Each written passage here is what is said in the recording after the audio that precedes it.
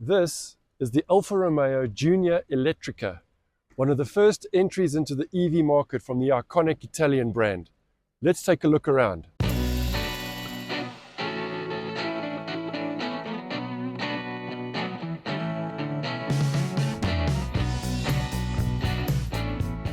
Stellantis South Africa will be introducing two variants of the Alfa Romeo Junior, the Elettrica, which is this one, and the Veloce, which is the performance version. Both models will be available later this year. The Elettrica has a 115 kilowatt electric motor that produces 260 Newton meters and takes it from 0 to 100 in 9.0 seconds. Both the Elettrica and the Veloce have got a 54 kilowatt hour battery, with the Elettrica producing a range of around 410 kilometers on a full charge. The Elettrica and the Veloce can charge at 11 kilowatts AC and up to 100 kilowatts DC. The Elettrica will come with 18-inch alloy wheels, while the Veloce will have 20-inch alloy wheels, with the Veloce also bringing in some performance brakes.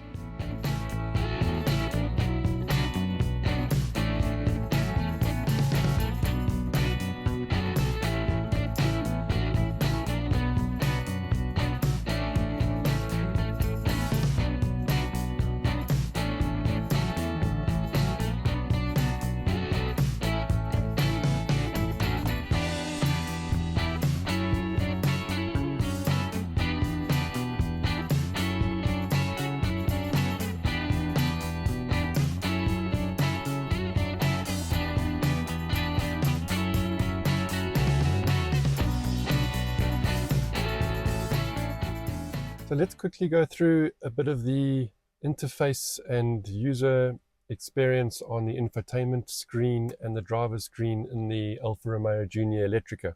You press the start button and you're going to get the initialization. It does come with Apple CarPlay.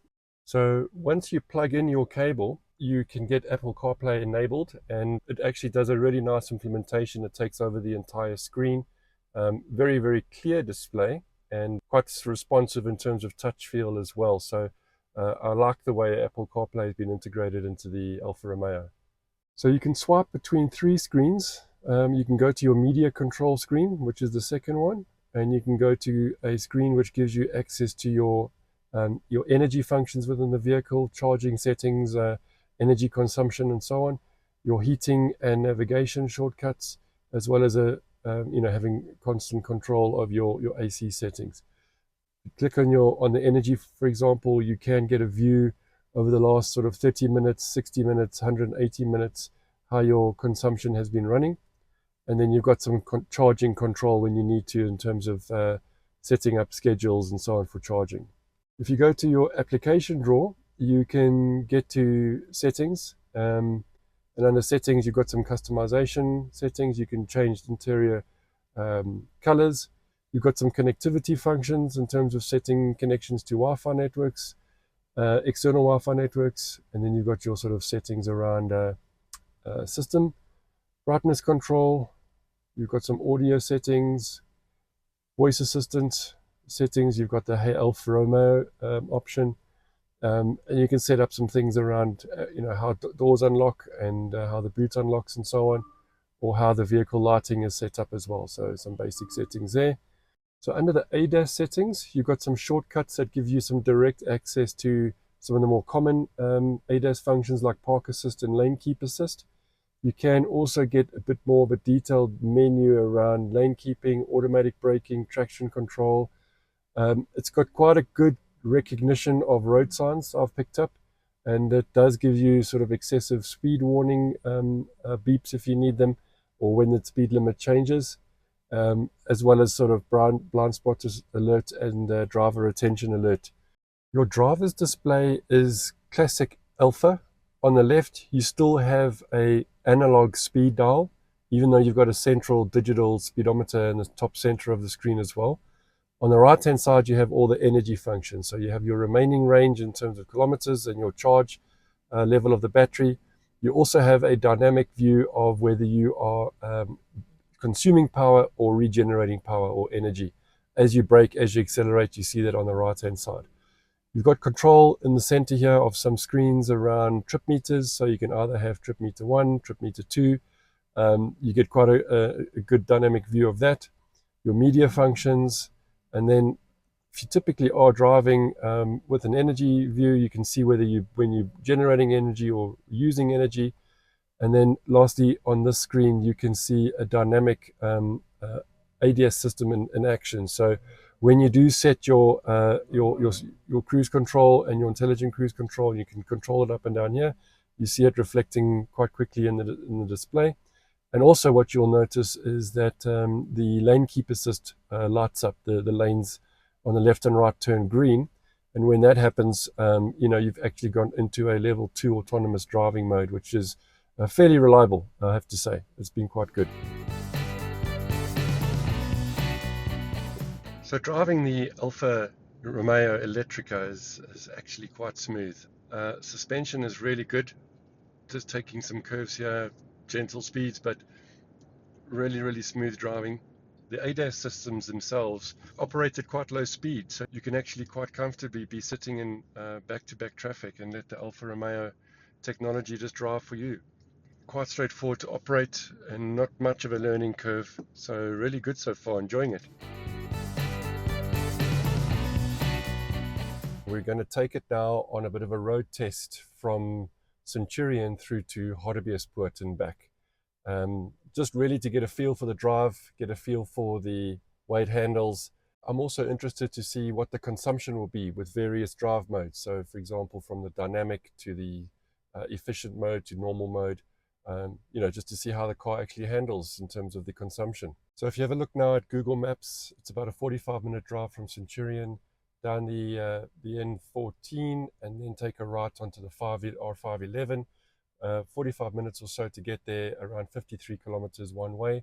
So overall, 106, 110 kilometers roughly to get back here. I'm going to start the trip with 71% state of charge and a range of 266 kilometers remaining. All right, we are on the R511 now to Hartbeespoort. We've got about 20 k's left, 23 minutes left. Driving the Alfa Romeo Elettrica EV, and what a fun car to drive. This road has got some great elevation changes and some cornering and so on, and this car is just super fun to drive, I just have to say. Great handling, silky smooth in terms of its ride and suspension feel. We were testing the ADAS systems on the N14 and very, very comfortable to drive, let the car drive itself, and so far so good. Right now about 61% left in terms of the battery, 204 kilometers to go, and I'm averaging at the moment around 15.9 kilowatt hours per 100k, so all good. We'll check in from Hartbeespoort. Right, we arrived in Hartbeespoort here at the village mall.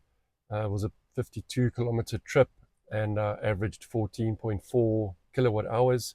We've arrived here with 56% charge, so although I could charge here at the AC charger, I'm not going to. I think there'll be enough charge to get back. And actually what I want to do is run this battery down a little bit so I can do a DC charge test soon from a lower percentage. So yeah, no need to charge back. 182 kilometers of range still left, and that's plenty for getting back to Centurion.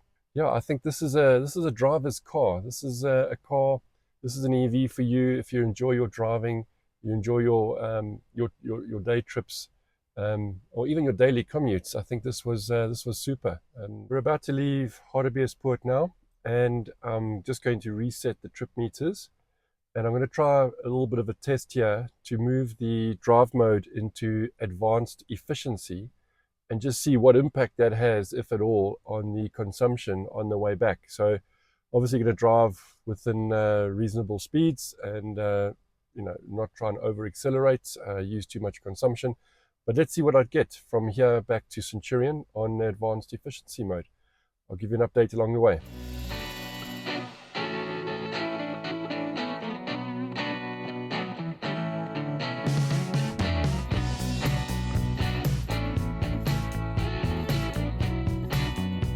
So we are cruising on the N14 now, on the way back to Centurion. I've had it in advanced efficiency mode, and I've got the cruise control set at 110 k's an hour here. Just interested really to see the efficiency of the car in this mode. If you have a look now, we at around 16.5 kilowatt hours per 100 kilometers. We've done about 40 k's so far, so that's not bad. It's not ultra efficient, but it's not bad at all. But also considering that coming out of Hartbeespoort up to the N14, it's quite a few hills you have to climb.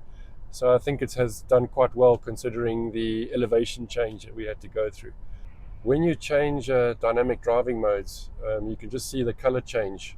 So if I go up to dynamic, it changes to red and it gets very cross all of a sudden, and you feel a sudden kick in the power. So very dynamic response to changing the driving modes. So far so good. I'll check in when we get back to Centurion. All right, we've arrived back in Centurion from Hartbeespoort. That was a 56 kilometer drive, average speed of around 60 k's an hour. Obviously a lot of winding roads on the R511. And my final kilowatt hour consumption was 16.1. So I think that speaks more to the elevation change and the climb that came that you get coming back from the dam. But overall, I noticed that the performance of the vehicle wasn't really sacrificed too much in the advanced efficiency mode. So still able to have a bit of power for overtaking and acceleration when needed. So that was quite good. Again, really enjoyed the drive. Super fun to drive. Very responsive. I think Alfa Romeo, with its heritage and its classic iconic design, have got the handling principles of their EV spot on. Okay, so the Alfa Romeo Junior is charging at this Rubicon DC charge station. It's settled in nicely at about 100 kilowatts, hovering between 95 kilowatts and 100 kilowatts. It's currently giving me an indication that it'll take 2 hours to get to a full charge, which is difficult to believe because this is basically a 51 kilowatt hour battery. And I only want to put in 60% of a charge. I want to go from 20% to 80%, which is roughly 30 kilowatt hours. So that shouldn't take more than around 20-25 minutes maximum. So let's keep an eye on it, and I'll tell you exactly how long it takes to get to the 80%, but definitely not going to be here for 2 hours. So we've just hit 70% charge. Speed is now sort of normalized to 54-55 kilowatts. It's been about 20 minutes so far. We've added 30 kilowatt hours. We've hit the 80% charge mark. We've added 310 kilometers of range. That took about 25 minutes, and now we can finish off the session. We've now finished the charge session with the Alfa Romeo Elettrica, and we hit 80%. Let's have a quick look at the screen. 81% now, 37 kilowatt hours added, and dialing down the speed to about 43 kilowatts, but sufficient to get us going. So that concludes the test. Thank you. One of the cool settings of the Alfa Romeo is that it's got an active sport sound that you can activate. If you're the kind of guy who wants to have ICE vehicle noises in your EV, then you put active sport sound on, and then you start to get this kind of sound when you start driving.